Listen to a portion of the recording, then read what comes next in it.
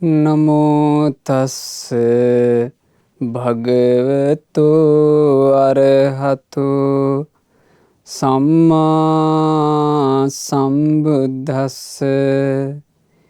ඒ භාග්‍යවත් වූ අරහත් වූ මහා කරුණික අපගේ ගෞතම සම්මා සම්බුදුරජාණන් වහන්සේට නමස්කාර වේවා. සාදු සාදු සාදු. මාගේ ගුරු දේවෝත්තම පරම පූජනීය පින්වත් ලොකු ස්වාමීන් වහන්සේට ගෞරවාදර වන්දනාව වේවා. සාදු සාදු සාදු. ගරුතර මහා සංඝරත්නයන් අවසරයි. සදහෙවත් වාසනාවන්ත පින්වතුනේ, අප්‍රේල් මාසයේ 24 වන දිනට අද දවසේ උපන්දිනයේ යෙදෙන පින්වත් ප්‍රසාද් මදුසංක සහෝදරයාට සහ අප්‍රේල් මාස 3 වෙනි දිනට උපන්දිනයේ යෙදුණු පින්වත් සඳුනී ලොකුගේ සහෝදරියට නිදුක් නිරෝග සුව ශාන්තිය දීර්ඝායුෂ ප්‍රාර්ථනා කරමින් අද දවසේ මේ ධර්ම දේශනාවට දායකත්වයෙන් දරන්නේ පින්වත් අනුරංගා සහෝදරිය ඇතුළු පවුලේ සෑම සියලු දෙනා විසින්. ජීවිතය ගැන බොහෝම වටිනා කියන කාරණා අපගේ රහතන් වහන්සේලා කියා දුන්න ආකාරයයි අපි මේ දේශනා මාලාවේදී ඉගෙන ගන්නේ. අද ගාථාවන් අපි ඉගෙන ගන්නේ ගෝදත්ත කියන රහත් මුනිදුන් වදාළ ගාථා. ගෝදත්ත මහරහතන් වහන්සේ කියලා කියන්නේ මේ ශාසනයේ ගොඩාක් ප්‍රකට නාමයක් නෙමෙයි. හැබැයි උන්වහන්සේගේ ගාථාවල අපිට ජීවිතේට විශාල අර්ථයක් එකතු කරගන්න දේවල් තියෙනවා. සාමාන්‍යයෙන් මේ සමාජය ගත්තාම පින්වතුනේ, මේ සමාජයේ තියෙන ස්වභාවයක් හොඳ කරනකල්, හොඳට ඉන්නකල්, එහෙම නැත්නම් තමන්ගේ හිත පහදින විදිහට, තමන්ට වාසියක් වෙන විදිහට ඉන්නකල් ಗುಣ කතා කරනවා. ඒ තමන් කැමති විදිහ ඉක්මවා ගියපු ගමන් අපහාස කරන්න පටන් ගන්නවා. හරියට තියෙන එකක් නෙමේ ලෝකේ. තමන්ගේ හිත සතුට වෙන විදිහට කෙනෙක් ඉන්නකම් එයාට ಗುಣ කතන. හැබැයි යම් වෙලාවක එයා තමන් අකමැති දෙයක් කළොත් ඒක කරපු ගමන් ඔන්න අර ಗುಣ ඔක්කොම අමතක වෙනවා. අපහාස කරන්න පටන් ගන්නවා. නින්දා කරන්න පටන් ගන්නවා. මේක මේ ලෝකේ තියෙන එකක්. මේ ස්වභාවය ගැන අපේ රහතන් වහන්සේ මෙහි හරි ලස්සනට වදාරනවා. උන්වහන්සේ සැවැත් නුවර සත්තු වාහක කුලයක උපන්නේ. සත්තු වාහක කියලා කියන්නේ පින්වතුනේ හොඳ මේ ව්‍යාපාරික. දැන් අද අපි ගත්තොත් එහෙම අද තියෙන ක්‍රමෙත් එක්කනේ අද ව්‍යාපාරිකයෝ හැදිලා තියෙන්නේ. ඒ කාලේ ව්‍යාපාර කරපු අය කලේම තමන් නිෂ්පාදනය කරන බඩු ගැල්වල පටවාගෙන දුර ඈතට අරන් යනවා. ඒ අරගෙන ගිහිල්ලා ඒ ගැල් වෙළඳාම් වලින් ලබන ආදායමෙන් තමයි ඒගොල්ලෝ ජීවත් වෙන්නේ. ඉතින් මෙහෙම සත්තු වාහක කුලයක තමයි ඔහු උපන්නේ. ඉපදිලා තරුණ වයසේදී තමනුත් ඒ කටයුත්ත පටන් ගත්තා. ඉතින් තමන්ගේ පියාගේ ව්‍යාපාරය තමන් දිගින් දිගට කරගෙන ගියා. ඒ කරගෙන යද්දී මේ ගෝදත්ත කියන සත්තු වාහක කුලයේ ප්‍රධානියා ඔහුගේ රථේ පදවන හොඳ දක්ෂ වෘෂභයෙක්, හොඳ ශක්ති සම්පන්න වෘෂභයෙක් හිටියා. මේ වෘෂභයා හරි කීකරුයි, හොඳට හික්මිච්ච එකෙක්. මේ වෘෂභයත් එක්ක අවුරුදු ගාණක් එක දිගට දැන් හොඳට මෙයා කටයුතු කරගෙන මේ ගෝදත්ත ව්‍යාපාර කටයුතු කරගෙන හිටියා. දවසක් ගැල් මේ කරත්ත ටික ඇදගෙන මෙහෙම ඉස්සරහට යනකොට එක තැනකදී මේ හරකා පය පැකලිලා වැටුණා. ඒ වැටුනේ මූ දිගට ගමන් කරලා ඇතිවෙච්ච මහන්සියට. ඒ වැටුනහම දැන් මේ හරකා නැගිට ගන්න බැරුව ඉන්නවා. ගෝදත්තට කේන්ති ගියා. කේන්ති ගිහිල්ලා කරත්තෙන් බැහැලා මේ හරකාට කෙවිටින් හොද්දටම තැලුවා. කෙවිටින් කොච්චර තැලුවත් හොඳ හැඩි දැඩි ඇඟක් තියෙන මේ හරකා නැගිට්ටේ නැහැ. අන්තිමේ ගෝදත්ත කල්පනා කරා මේකව නැගිට ගන්න ඕන කියලා. ඔබ දැකලා ඇති සමහරට මේ සිද්ධිය. හරකුන්ව මේ හික්මවා ගන්න ඊළඟට මේ ඒ හරකුන් පාලනය කරගන්න මිනිස්සු ගොඩාක් මේ වැඩේ කරනවා. හරකගේ නගුට නවනවා. ඒ නගුට නවද්දී ඇති වෙන බලවත් වේදනාවට හරකා ඉක්මනට නැගිටිනවා සාමාන්‍යයෙන්. ගෝදත්ත මේක කරන්න ලැහැත්ති වුණා මේ කීකරු ගවයට. නගුට අල්ලලා නවන්න ලැහැත්ති වෙනකොට මේ හරකා වේදනාව උහුලගන්න බැරුව ඉතාම බැගේ හඩින් කෑ ගැහුවා. කෑ ගහගෙන නැගිට්ටා. එතකොටම ගෝදත්ත කියලා කියන්නේ ඉතින් පිනක් තිබ්බ කෙනෙක් ඒ නිසා කාරුණික හිතක් තිබුණා. තමන් කරපු වැඩේ ගැන බලවත් කනගාටුවකට ගත්තා. අර හරක හොඳට බර ඇදගෙන හොඳට ගැල් ටික අරගෙන යනකම් හොඳයි. එතකන් මගේ කිරි පුතේ මගේ සුදු පුතේ කියලා හරකට සත්කාරේ සම්මානේ. හොඳට තනකොළ ටික වතුර ටික දෙනවා. බර අදිනකම්. හැබැයි චුට්ට එහෙ මෙහෙ වුණ ගමන් මේන්න වද දෙනවා. මේන්න රිද්දනවා. මේ සාමාන්‍ය ලෝකේ මේක තියෙනව නේද? මේ සාමාන්‍ය ලෝකේ ඔය තියෙන ස්වභාවයෙන් සමාජයේ ඉන්න ඔබ ඕන තරම් ගුටි කනවා ඇති. මේක මේ ලෝකේ තියෙන පහත් ගණී ස්වභාවයක්. හැබැයි මේක හැම තැනම වගේ දකින්න ලැබෙනවා. සංසාර ගමනේ යනකොට මෙබඳු ස්වභාවයන්ට නිතර සංසාරගත සත්වයාට මුහුණ දෙන්න සිද්ධ වෙනවා. ගෝදත්ත තරුණයාට මේ වෙච්ච සිද්ධිය අතහරින්නම බැරි වුණා. ඔහුගේ හිත නිතර ඔහුට චෝදනා කරනවා. අවසානයේ ඔහු කල්පනා කළා මේ මං ගත කරන ජීවිතේ මේ විදිහට ගත කළොත් එහෙම මම තවත් කුරුරු කෙනෙක් වෙයි. කරපු උපකාර හඳුනන්නේ නැති කෙනෙක් වෙයි. ගුණයන්ගෙන් පිරිහෙන කෙනෙක් වෙයි. ඒ නිසා ගුණධර්ම රැකගන්න මම පැවිදි වෙන්න ඕන. පැවිදිලා ලස්සන ජීවිතයක් උපදව ගන්න ඕන කියලා හිතලා අන්න ඔය අදහසින් තමයි ඔහු මහාන වුණේ. ඒ තමයි පැවිදි වෙන්න හේතු වෙච්ච කරුණ. ඉතින් පැවිදි වෙන්නත් බොහොම ලස්සන හේතුවක් තමයි උන්වහන්සේට තිබුණේ. මේ නුවණේ දක්ෂකම ඉතින්. නුවණේ තියෙන දියුණුව. දැන් අද කාලේ මිනිස්සුෙකුට ඕක සාමාන්‍ය නුවණ තියෙන මිනිස්සෙක් කල්පනා කළා ඉතින් ඕකත් කලකිරෙන්න කාරණාවක්ද කියලා. නුවණ තියෙන කෙනෙකුට ජීවිතය ගැන හරියට හිතන්න ඒ චුට්ටත් ඇති. ඒක හොඳට තේරෙනවා ගෝදත්ත තෙරුන් වහන්සේගේ මේ සිද්ධියෙන්. ඔය කාරණේම මුල් කරගෙන ඇති වෙච්ච සංවේගයෙන් උන්වහන්සේ පැවිදි වුණා. පැවිදි වෙලා ඊටාම කෙටි කාලයයි රහතන් වහන්සේ නමක් බවට පත් වෙලා තමයි මෙන්න මේ ගාථා වදාළේ.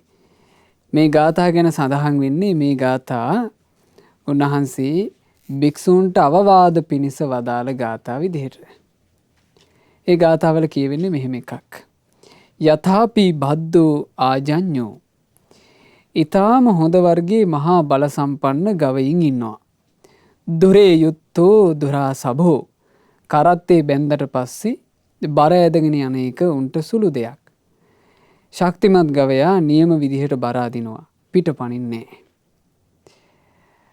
ඒවං පඤ්ඤාය යේ තිත්තා සමුද්දෝ වාරිනෝ යත ධර්මය අවබෝධ කළ භික්ෂුවත් ආන්නේ ඒ වගේ තමයි.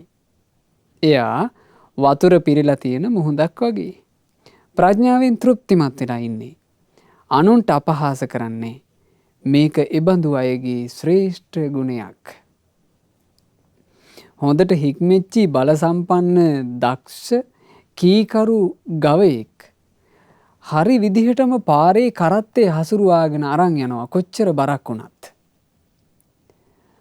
මොකද හරක් බර ඇදගෙන යනකොට පිංගුතුනේ ශක්ති සම්පන්න වුණේ නැත්තම් ඇතැන් වෙලාවට හරකුන්ට කන්දේ බර අරන් යන්න වෙනවා. එතකොට කරත්තේ සම්පූර්ණයෙන් පස්සට ඇදෙනකොට සවි සම්පන්න නැති ජව සම්පන්න නැති හරකට මොකද වෙන්නේ? ඒ බරත් එක්ක ඌ පස්සට ඇදිලා එනවා. උට පාලනය කරගන්න බැරුව යනවා. ඊළඟට අපි හිතමු හරකෙක් බරක් ඇදගෙන ඒ බර කරත්තෙත් එක්ක හෙලක් බහිනවා කියලා. හෙල බහිනකොට හැම පියවරක් පාසාම කරත්තේ තියෙන බර විසින් ඔහුව ඉස්සරහට තල්ලු කරනවා. ජව සම්පන්න ශක්ති සම්පන්න නොවන හරක එහෙම්ම ඇදගෙන වැටෙනවා. ශක්ති සම්පන්න බල සම්පන්න හරක් කොච්චර බරක් එක්ක වුණත් කරත්තේ බැන්දොත් පිට පනින්න නැතුව වැටෙන්නේ නැතුව ගාන්ට කරත්තේ අරගෙන යනවා. උටේ ජවය තියෙන නිසා. ආන්ගේ වගේමයි කියනවා ධර්මය අවබෝධ කළ භික්ෂුව. එයා හරියට වතුර පිරිලා තියෙන මුහුදක් වගේ. වතුර පිරිලා තියෙන මුහුද කියලා කියන්නේ වතුර මේ මුහුද කියන එක හරි පුදුම සහගත එකක්. ඒ කියන්නේ මුහුදට දැන් ඔබ හිතලා බලන්න. මුහුදට හැම මොහොතකම මේ ලෝකයේ තියෙන ප්‍රධාන ගංගා කීයකින් වතුර ගලනවද? නොනැවතීම වතුර ගලනවා මුහුදට. හරිනම් ඒ ගලන ගැලිල්ලට මුහුද එන්න පිරිලා මේ ඔක්කොම වහගෙන උතුරලා යන්න එපයි. හැබැයි කොච්චර වතුර ගැලුවත් මුහුද ආය අමුතුවෙන් පිරෙන්නේ නැහැ. ඒක හරි පුදුම සහගත එකක්. වතුර පිරිච්චි මුහුද ආය අමුතුවෙන් පුරවනවා කියලා කතන්දරයක් ඇත්තේ නැහැ. ආන් ඒ වගේ තමයි කියනවා ධර්මය අවබෝධ කරපු භික්ෂුව ප්‍රඥාවෙන් තෘප්තිමත් වෙලා ඉන්නේ. ප්‍රඥාවෙන් තෘප්තිමත් වුණා කියලා කියන්නේ ප්‍රඥාවෙන් කළ යුතු යමක් ඇද්ද ඒ සියල්ල කළා. ප්‍රඥාවෙන් කළ යුතු දේ තමයි මාර යුද්ධේ ජය ගැනීම. යෝධේත මාරං පඤ්ඤා වුදේන ප්‍රඥාව නම් වූ ආයුධයගෙන මාරයා සමග යුද්ධ වැදෙව්. එහෙමයි වදාළේ. ඒ තමයි ප්‍රඥාවෙන් කළ යුතු කළ හැකි වටිනාම දේ. ඒක කරපු භික්ෂුව ගැන කියනවා ඔහු ප්‍රඥාවෙන් තෘප්තිමත් වෙලා. ඒ ප්‍රඥාවෙන් තෘප්තිමත් වෙච්ච භික්ෂුවගේ ස්වභාවය අනුන්ට අපහාස කරන්නේ නැහැ. එහෙනම් මේ අනුන්ට අපහාස කිරීම කියන එක ගුණවතුන්ට පවා අපහාස කිරීම නින්දා කිරීම කියන එක ප්‍රඥා දෝෂයක්. ප්‍රඥාවෙන් පිරුණා නම් ඒ ප්‍රශ්නේ නැහැ. ප්‍රඥා දෝෂය ඇති කල්හි මේ අපහාස කිරීම අපහාස වචන ඊළඟට හින් පාස් කිරීම මේ සියල්ල කොතනද තියෙන්නේ? මේ සියල්ල තියෙන්නේ ප්‍රඥාව නැති තැන. දුෂ්ප්‍රඥා හරියට බාගෙට වතුර පිරිච්ච කල වගේ. කලයට බාගෙට නම් වතුර පිරලා තියෙන්නේ. ඒ කලයට පොඩ්ඩක් තට්ටුවක් වැදුනා නම් ඇලි අර කලේ සම්පූර්ණයෙන්ම ගොජ හඬින් හඬ නගන්න පටන් ගන්නවා. හැබැයි පිරුණු කලේ දිය නොසැලේ. පිරුණු කලේ නිහඬයි. හේතුව පිරුණු කලයක් අරගෙන යනකොට කවදාවත් සද්දයක් නැහැ. පිරිච්චි නැති වතුර පොඩ්ඩක් තියෙන කලේ අරගෙන යනකොට කලේ ඇතුලේ මහා සද්දේ. හේතුව නොපිරුණු බව. පිරිලා නැතිකම. පිරුණා නම් ඒ ප්‍රශ්නේ එන්නේ. මේක එබඳු අයගේ ශ්‍රේෂ්ඨ ගුණයක්. අනුන්ට අපහාස නොකිරීම කියලා කියන්නේ මේ ප්‍රඥාවෙන් පූර්ණත්වයට පත්වෙච්ච අය ළඟ තියෙන ශ්‍රේෂ්ඨ ගුණයක් කියලයි රහතන් වහන්සේලා වදාළේ. ඒ නිසා මේ රහතන් වහන්සේ තමන්ගේ ජීවිතේ හැඳින්වුවේ පින්වතුනි අරහත්ත්වයට පත්වෙච්ච උත්තමයෙකුගේ ජීවිතේ හැඳින්වුවේ දක්ෂ ශ්‍රේෂ්ඨ වෘෂභයෙක් වගේ. ඒ ශ්‍රේෂ්ඨ වෘෂභයා කියන කෙනාගේ දක්ෂකම මොකද්ද? මොන අරගල මොන කරදර ආවත් එයා පිටපනින්නේ නැතුව මොනතරම් බරක් වුණත් ඇදගෙන යන්න පුළුවන්. ඔන්න ඔය වගේ තමයි ප්‍රඥාවෙන් තෘප්තිමත් වෙච්ච ජීවිතේ හෙලන්න බෑ. හෙලන්න බැරි මොන වගේන්ද? ලාභයෙන් හෙලන්න බෑ. අලාභයෙන් හෙලන්නත් බෑ. කීර්ති ප්‍රශංසා වලින් හෙලන්නත් බෑ. නිന്ദා අපහාස වලින් හෙලන්නත් බෑ. සැපයෙන් හෙලන්නත් බෑ. දුක් දීලා හෙලන්නත් බෑ. යසසින් හෙලන්නත් බෑ. අයසින් හෙලන්නත් බෑ. ඒක තමයි ප්‍රඥාවෙන් තෘප්තිමත් වෙච්ච ශ්‍රාවක ජීවිතයේ ආශ්චර්යය. අටලෝ දහම ඉදිරියේ කම්පා නොවීම. බුදුරජාන් වහන්සේ වදාළ මහණෙනි මේ ලෝකේ අෂ්ටලෝක ධර්මයේ නම් වූ කාරණා 8ක් තිබේ.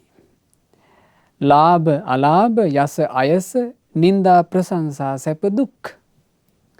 මේ අටලෝ දහම ධර්මයට පැමිණි ශ්‍රාවකයා කරාද පැමිණේ. මේ අටලෝ දහම ධර්මය නොදන්නා පෘථග්ජනයා කරාද පැමිණේ. බුදුරජාණන් වහන්සේ ඇහුවා මහණෙනි මේ අටලෝ දහම ශ්‍රාවකයා කරා එද්දීත් පෘථග්ජනයා කරා එද්දීත් මේ කාරණේදී වෙනස මොකක්ද? එතකොට භික්ෂුන් වහන්සේලා වදාළෙහි ස්වාමීනී භාග්‍යතුන් වහන්සේ මේ ධර්මය භාග්‍යතුන් වහන්සේ නේත්‍රු කරගෙන තියෙන එකක්. භාග්‍යතුන් වහන්සේ පිළිසරණ කරගෙන තියෙන එකක්. ඒ නිසා ඔය අර්ථේ බුදුරජාණන් වහන්සේම වදාරන සේක්වා අපි ඒක අහලා දරා ගන්න. බුදුරජාණන් වහන්සේ වදාලා එහෙනම් මහණෙනි හොඳට අහගන්න.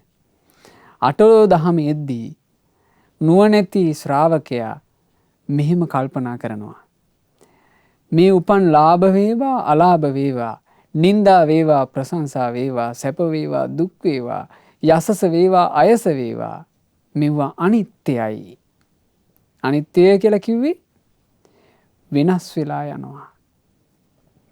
හැමදාම පවතින්නේ සදාකාලික ලාභ නෙවෙයි, සදාකාලික අලාභත් නෙවෙයි, සදාකාලික නින්දා නෙවෙයි, සදාකාලික ප්‍රශංසාත් නෙවෙයි. මේ ඔක්කොම අනිත්‍යයි. වෙනස් වෙලා යනවා. ඒ නිසා මම මේ වෙනස් වෙලා යන දෙයක් මුල් කරගෙන මගේ ජීවිතේ මොකට අරුබුද හදා ගන්නවද?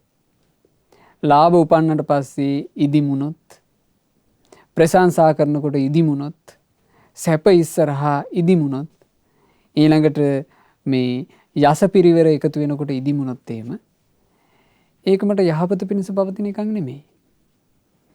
ඊළඟට ජීවිතේට අලාභ, නිന്ദා, අපකීර්ති, අයස, දුක එනකොට ඒවා ඉස්සරහා මං කඩාගෙන වැටුනොත් ඒකත් ගැලපෙන එකක් නෙමෙයි.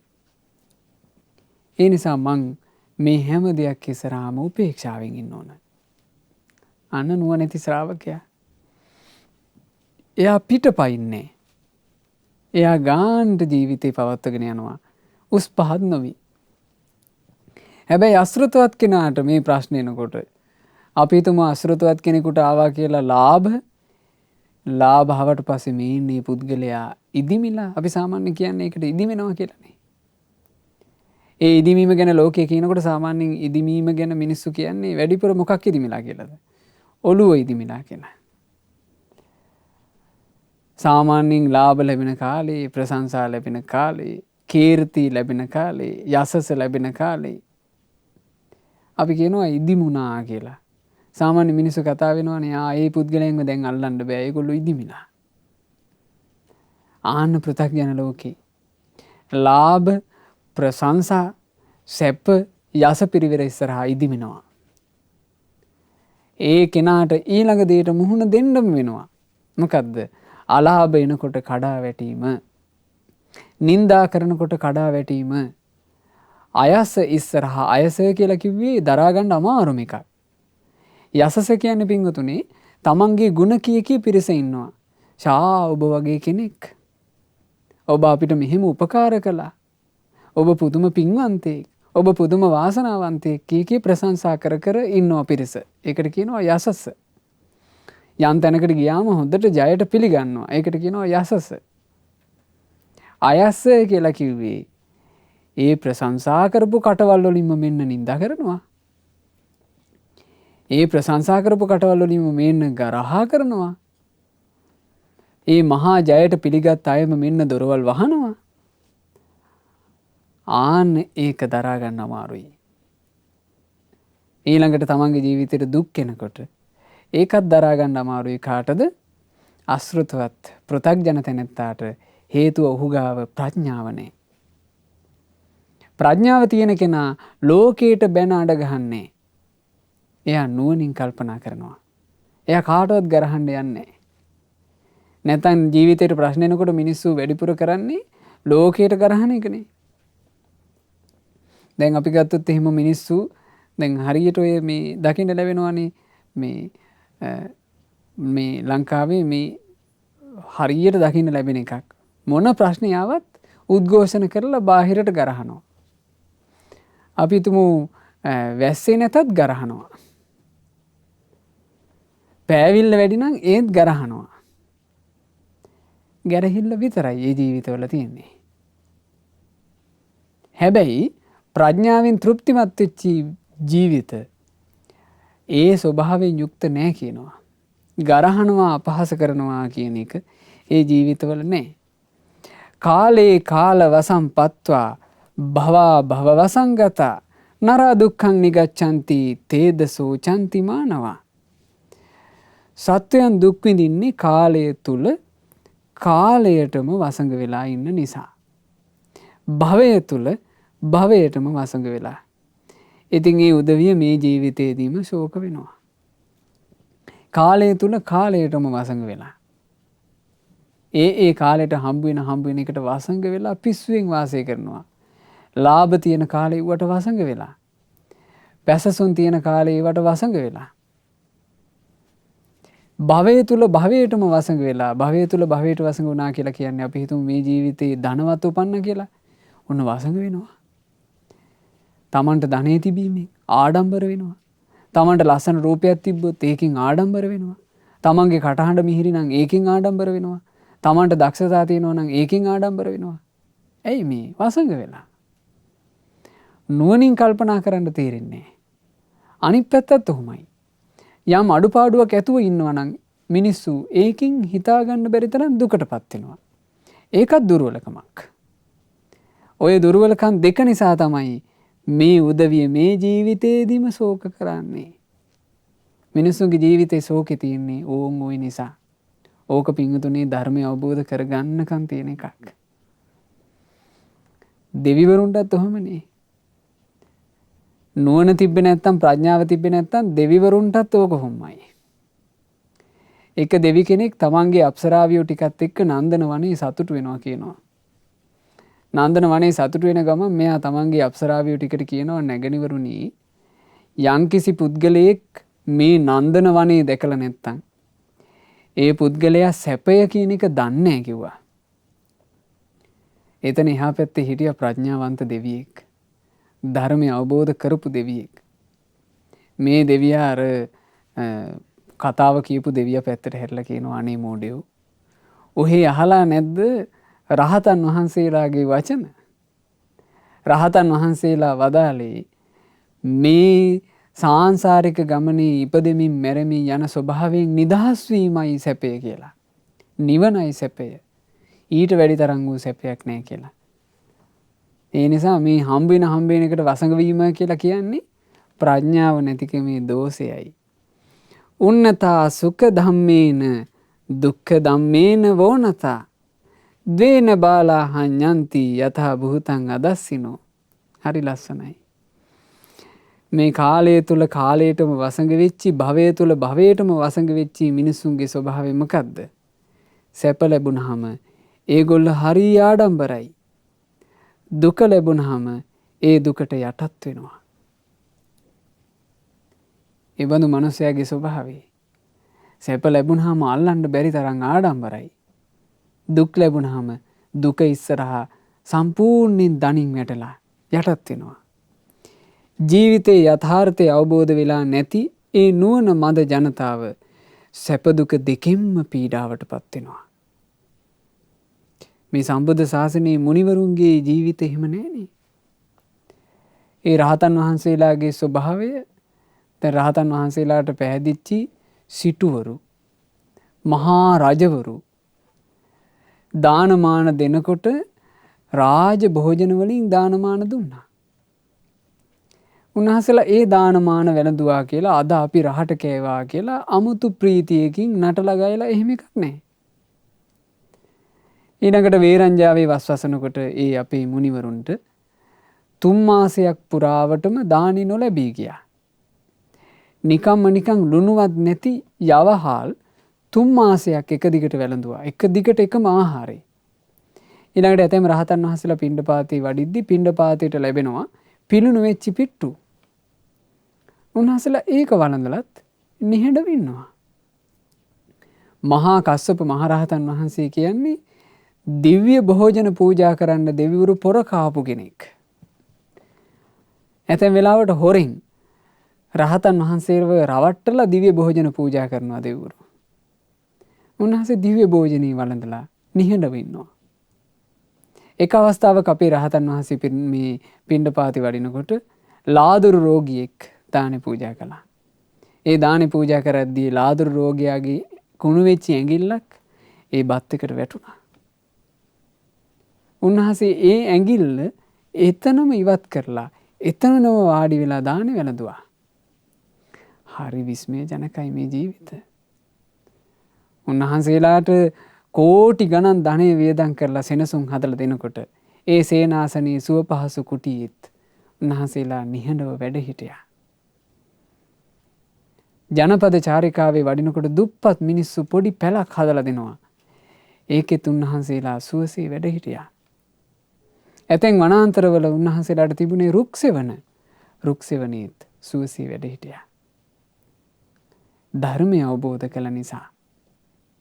මේක ඉබඳු දහමක්.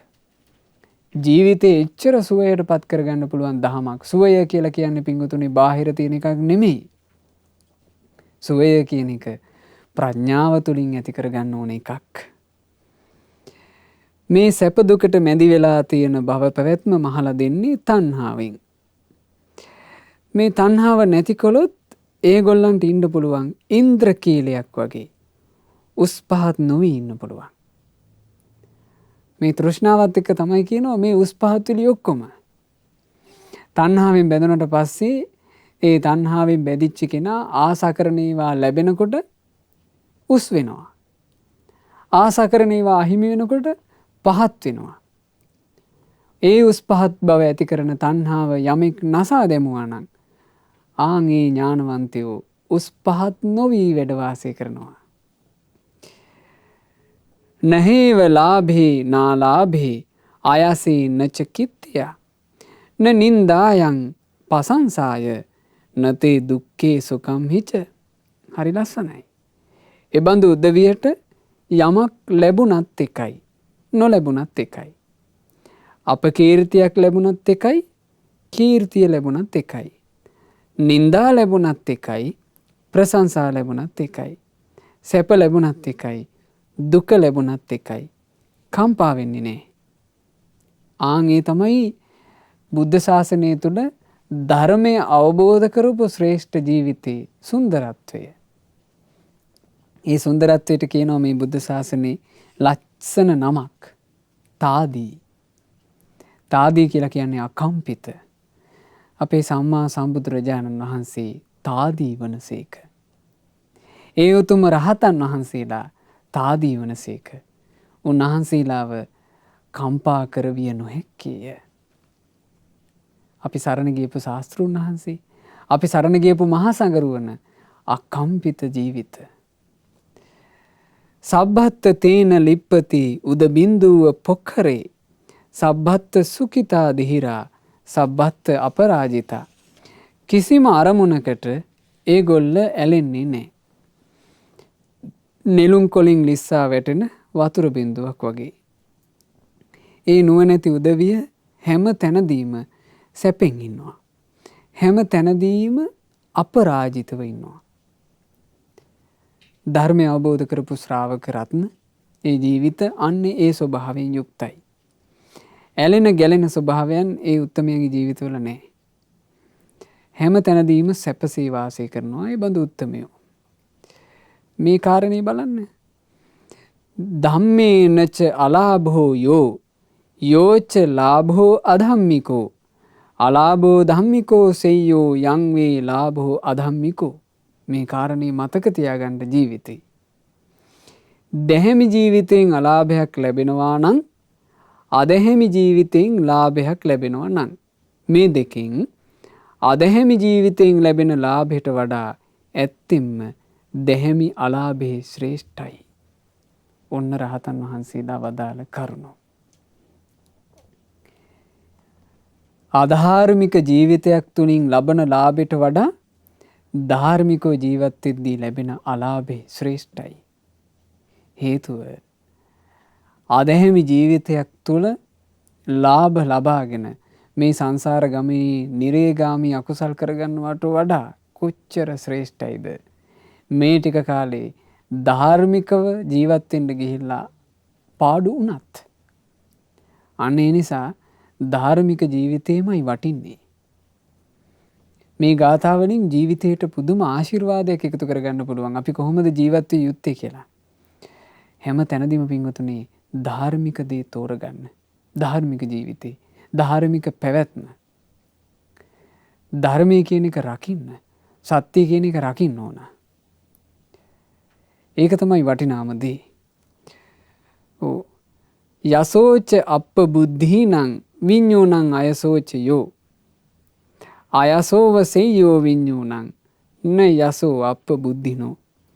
මෝඩ ජනතාවගේ වර්ණනාවත් නිකෙලෙස් බුද්ධිමත් ජනතාවගේ අපහාසයත් කියන දෙකෙන්. මෝඩයින්ගේ වර්ණනාවට වඩා නිකෙලෙස් බුද්ධිමතුන්ගේ අපහාසය උතුම්. මේ ලෝකේ මෝඩයන්ගේ ප්‍රශංසා ලබ ලබා ඉන්නවට වඩා ඒ මෝඩයෝ සතුටු කරනවාට වඩා මේ නිකෙලෙස් බුද්ධිමතුන්ගේ අපහාසය ලබන එක ශ්‍රේෂ්ඨයි කියනවා. ඒ නිසා මේ සමාජයේ ජීවත් වෙනකොට ඇතැම් අය කියනවානේ අපි මේ රැකී ආරක්ෂා කරන තැන්වල අපි ජීවත් වෙන සමාජයේ අපි මෙහෙම හිටියොත් මිනිස්සු මෙහෙම කියනවා. අපි මෙහෙම කළොත් මෙහෙම කියනවා. අපි රස්සාවල ගිහිල්ලා ඒ තැන්වල කටයුතු වෙන විදිහට හිටියේ නැත්තම් ඒ මිනිස්සුන්ගෙන් අපි කොන් වෙනවා. මෙහෙම කතන්දර තියෙනවානේ. ඉතින් මෝඩයෝ සතුටු කරන්න ජීවත් වෙන්න එපා. යම් මේ ගුණවතුන් ප්‍රශංසා කරන ජීවිතයක් ඇද්ද? ඒ ගුණවතුන් පසසන ජීවිතයටයි චුට්ට හරි එන්න ඕන. මේ ලෝකේ මෝඩයෝන්ගේ ප්‍රශංසා ලබ ලබා ජීවත් වුණා කියලා ඇති පළක් නෑ.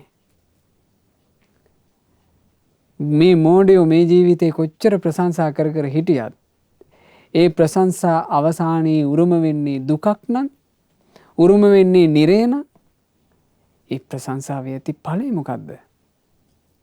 ආන්නේ නිසා ජීවිතේ හදාගන්න ඕන හරි ලස්සනට.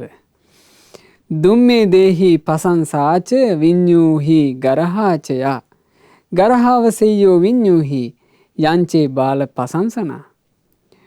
මෝඩ ජනතාවගේ ප්‍රශංසාවත් නිකෙලස් බුද්ධිමතුන්ගේ ගරහාවත් කියන දෙකින් මෝඩයන්ගේ ප්‍රශංසාවට වඩා නිකෙලස් බුද්ධිමතුන්ගේ ගරහාව උතුම්. මා හිතන්නේ මේ ගාථා ඔබ හොඳට මතක තබා ගත යුතුයි. ඒ තරම් වටිනවා. ඊළඟට මේ තේරී ගාථා පොත් වහන්සේ තමන් සන්තකයට අරගෙන පිංගතුනේ නිරන්තරයෙන් කල්යාණ මිත්‍රයෝ ඇසුරු කරන්නෙමි, රහතුන් ඇසුරු කරන්නෙමි කියලා හිතාගෙන බොහොම ගෞරවයෙන් මේ පොත් වහන්සේලා කියවන්න.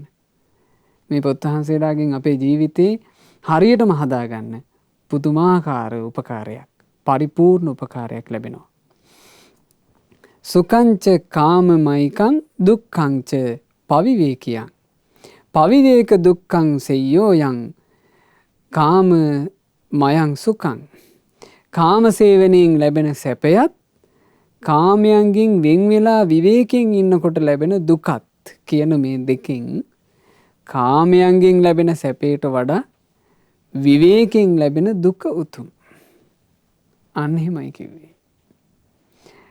කම් සැපේ හොයාගෙන ගිහිල්ලා ඒ කම් සැපේ හේතුවෙන් කාමයේ ලබන්ට කාමයේ පතාගෙන යනකොට මොනවා හරි කරලා කාමයෙන් දියුණු වෙන්න මිනිස්සු හිතනවනේ. හොරකම් කරලා හරි දියුණු වෙන්න. සලාලකමින් හරි දියුණු වෙන්න. එහෙම හිතන උදවි ඉන්නෝනේ. ඒ දියුණුවට ඒ සැපයට වඩා කාමයන්ගෙන් වෙන් වෙලා යම් දුකසේ ඉන්න විදීමක් වෙන්න පුළුවන්. ඒක උතුම් කියනවා. ඒක ශ්‍රේෂ්ඨයි. ඒකට හේතුව කාමයන්ගෙන් වෙන් වෙලා දුකසේ වුණත් ජීවිතේ පිරිසිදුව ගත කළොත් ඒ කෙනාට ඒක මරණින් මත්තේ සැපේ පිණිස හේතු වෙනවා.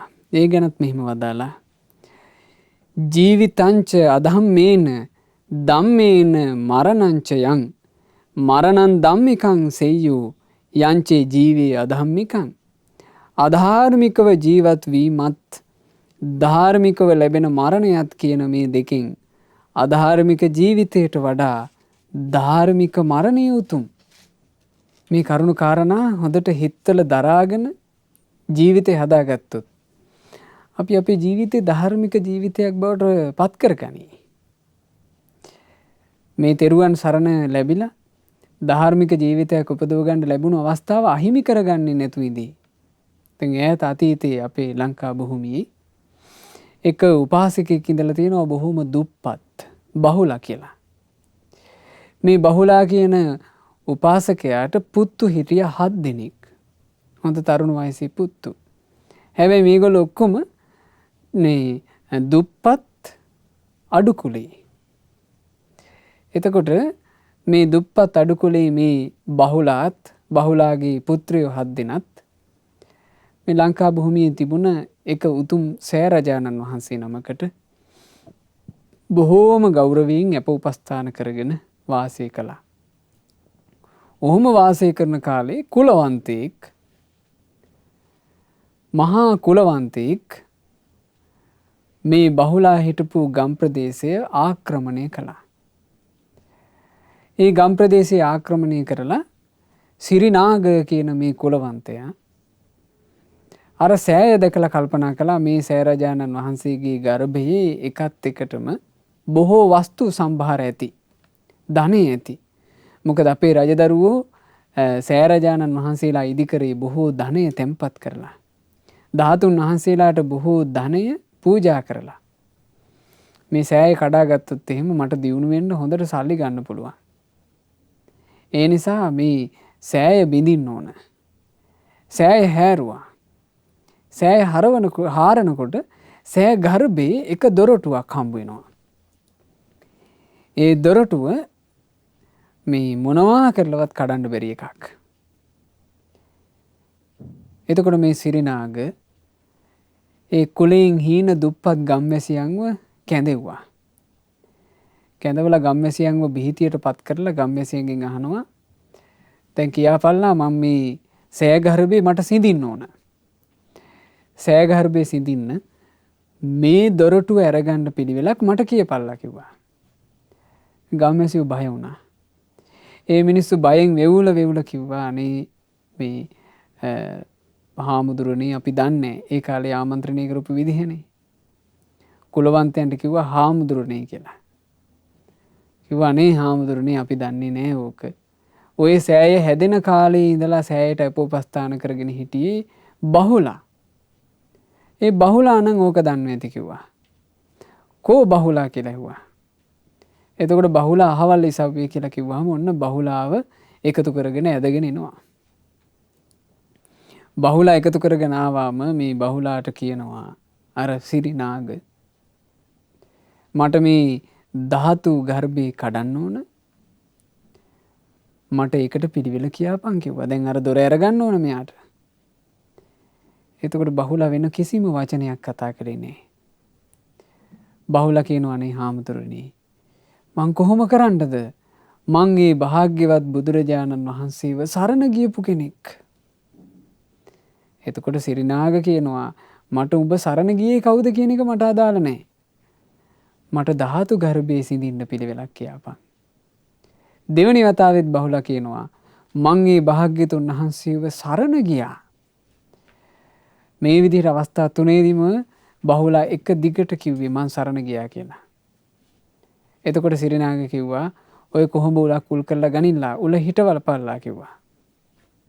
උල හිටවලා මේ තියුණු උල පෙන්නලා බහුලට කියනවා දැන් කියපන් පේනවානේ උල මේ ධාතු ගර්භයේ සිඳින්නේ කොහොමද? බහුලා ආයෙ වතාවක් කිව්වා මං ඒ බුදුරජාණන් වහන්සේව සරණ ගියා. අර රාජපුරුෂයෝ එකතු වෙලා අර පැමිණි පිරිස එකතු වෙලා මේ සිරිනාගගේ පාර්ශවය සිරිනාගගේ පිරිස මේ බහුලාව උලේ හින්දෙව්වා. ශරීරයේ පසාරු කරගෙන ñර ගාලා මේ උල බහිනවා. ඒ උල බහිද්දීත් බහුලා එකම වචනයක් කියකේ හිටියා. මං ඒ බුදුරජාණන් වහන්සේ සරණ ගියා. එහෙම කිය ශරීරයේ උල බහින එක වේදනාව ඉවසගෙන හිටියා. එතකොට ගම්වැසියෝ තව හොඳටම බය වුණා.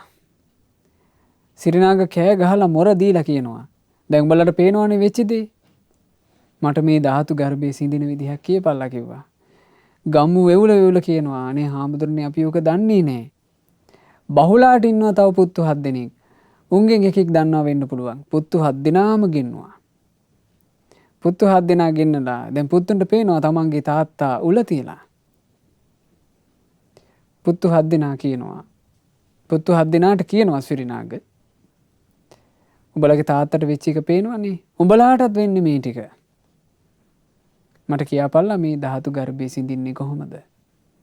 පුත්තු 7 දෙනා මේ තරුණ වයසේ පිරිමි 7 දෙනා එක හඬින් කිව්වා ඔබතුමාට ඕන එකක් කරගන්නට. අපි ධාතු ගර්භයේ සිඳින විදිය කියන්නේ. මොකද අපි බුදුරජාණන් වහන්සේව සරණ ගියා. කොච්චර අභිහිතයිද? කොච්චර අභිහිතයිද ඒ කාලේ තිබුණ ශ්‍රාවකත්වය. කොහොමත් මෙරිලා යන ජීවිතේ. කොච්චර රැකගෙන හිටියත් මරණයෙන් බේරගන්න බැරි ජීවිතේ. හැබෑවටම සරණ අඳුනාගෙන හිටපු ආකාරය හරිම ලස්සනයි. 8 දිනාම උල තිබ්බා. 8 දිනාම උල් මේ ශරීරයේ පසාරු කරගෙන ගිහිල්ලා කාලක්‍රියා කළා. කලුරිය කරනකොට විශේෂ අසිරියක් පේනවා මිනිස්සුන්ට.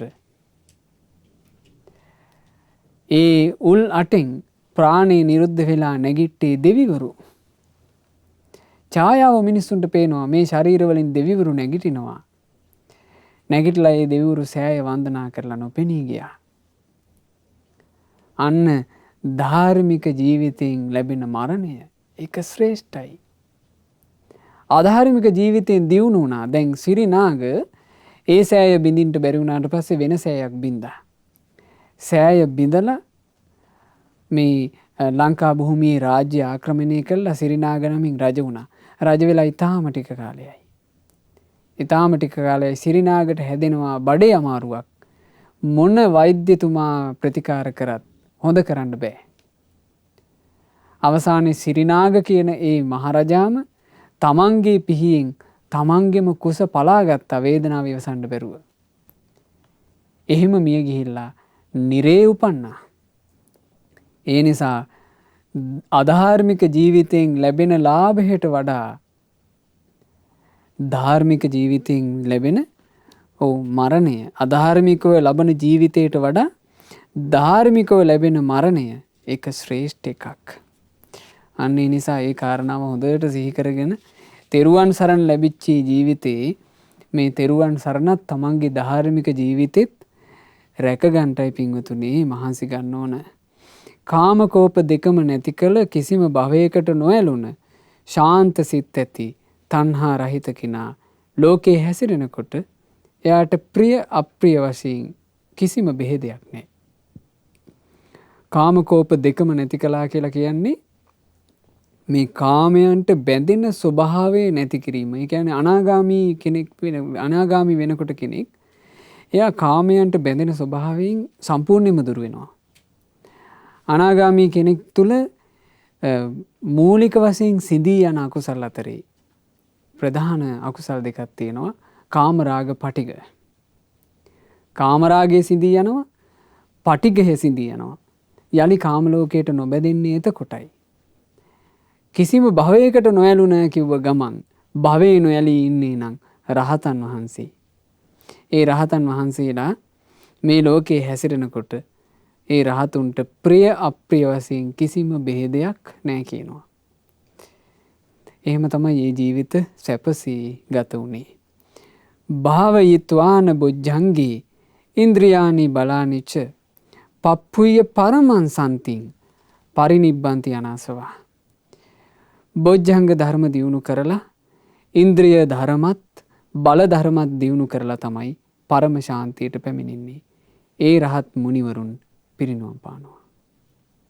ඒ පිරිනුවම් පාම කරා කොහොමද යන්නේ ජීවිතේ? බොජ්ජංග ධර්ම දියුණු කරන්න ඕන. සති ධම්මවිචේ විරිය පීති පස්සද්ධි සමාධි උපේක්ඛා කියන ගුණ වඩන්න ඕන. ඉන්ද්‍රිය ධර්ම දියුණු කරන්න ඕන. සද්ධා විරිය සති සමාධි ප්‍රඥා කියන. බල ධර්මත් දියුණු කරගන්න ඕන. සද්ධා විරිය සති සමාධි ප්‍රඥා කියන. ආන්නේ ගුණ ධර්ම තුලින් තමයි පරම ශාන්තියටපත් වෙන්නේ. ඒ කිව්වේ ධර්මයේ හැසිරෙලා.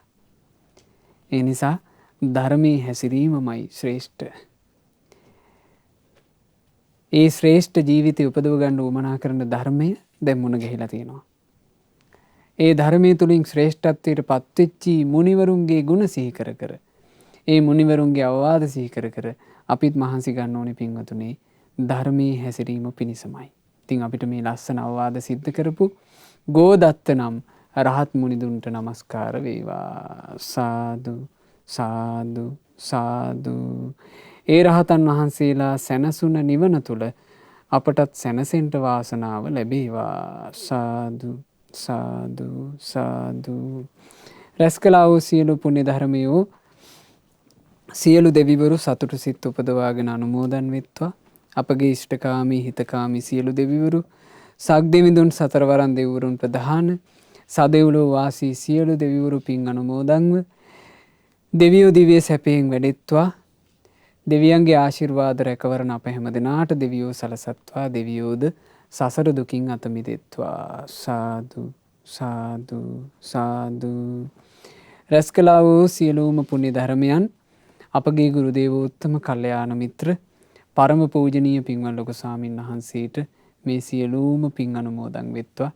මේ උතුම් රහතන් වහන්සේලා වදාළ මේ ලස්සන ගාථාවන් මෙච්චර තේරෙන විදිහට අපිට ඉගෙන ගන්න ලැබුණේ අපේ ගුරු දේවයන් වහන්සේ මේ ගාථා ඊටාම සරල සිංහලයට පරිවර්තනය කරලා ඒ වගේ අර්ථ අපිට තේරෙන විදිහටම ඉගෙන ගන්න අවස්ථාව හදා දීපු නිසා ගුරු දේවයන් වහන්සේට නිදුක් නිරෝග සුවයම සැලසේවා. දීර්ඝායුෂ සම්පන්නියම සැලසේවා. මේ ගෞතම සාසනය තුලම චතුරාර්ය සත්‍ය ධර්මය අවබෝධ කරන්න වාසනාව ලැබෙත්වා. සාදු සාදු සාදු.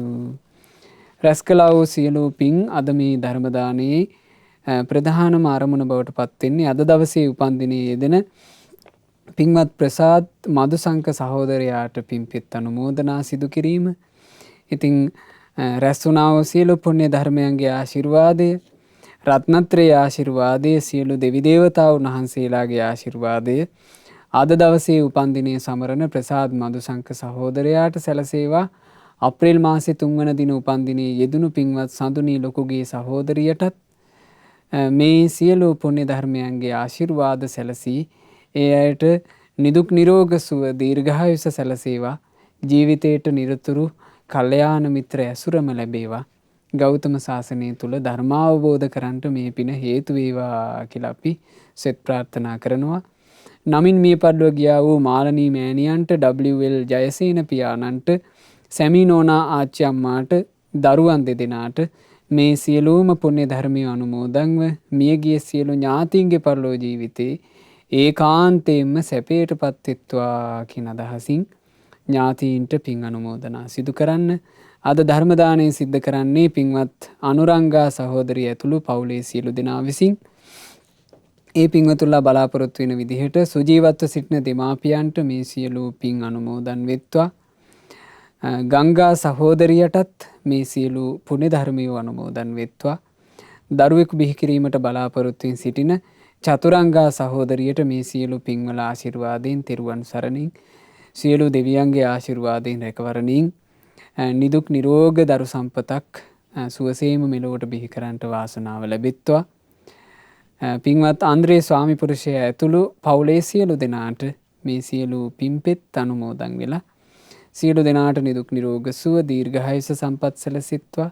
කරන කියන රැකී ආරක්ෂා ආදිය දරුවන්ගේ අධ්‍යාපන කටයුතු ආදිය අනිකුත් සියලු යහපත් වූ සියල්ල ਸਰව ප්‍රකාරයෙන් සඵල වෙත්වා. දිනෙන් දින දියුණුවටපත් වෙත්වා.